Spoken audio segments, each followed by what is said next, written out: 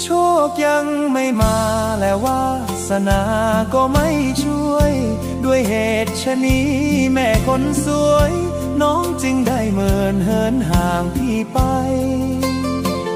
โอ้วาสนาของหนุ่มบ้านนาช่างน้อยกระไร น้องจึงมีคู่รักใหม่